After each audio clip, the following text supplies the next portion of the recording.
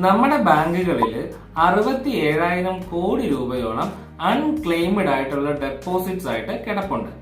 ഈ അൺക്ലെയിംഡ് എന്ന് പറയുന്നത് അവകാശികളില്ലാതെ കിടക്കുന്ന നിക്ഷേപങ്ങളെയാണ് അൺക്ലെയിംഡ് ഡെപ്പോസിറ്റ് എന്ന് പറയുന്നത്.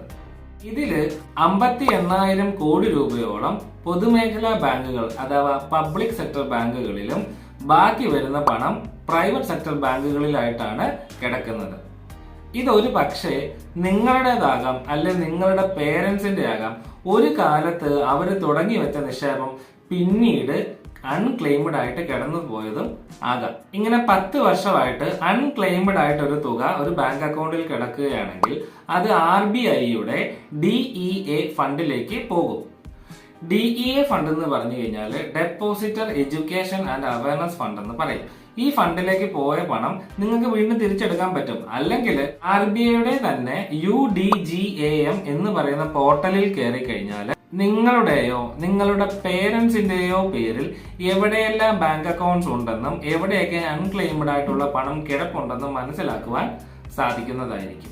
പോർട്ടലിന്റെ ലിങ്ക് നമ്മുടെ ഫസ്റ്റ് കമന്റിൽ പിൻ ചെയ്തിട്ടുണ്ടായിരിക്കും. ഈ ലിങ്കിൽ കയറി രജിസ്ട്രേഷൻ പൂർത്തിയാക്കിയതിന് ശേഷം ബന്ധപ്പെട്ട ഡീറ്റെയിൽസ് ടൈപ്പ് ചെയ്ത് കൊടുത്തു കഴിഞ്ഞാൽ നിങ്ങൾക്ക് നിങ്ങളുടെ പേരിലുള്ള അക്കൗണ്ടുകളെ കണ്ടുപിടിക്കാൻ സാധിക്കുന്നതായിരിക്കും.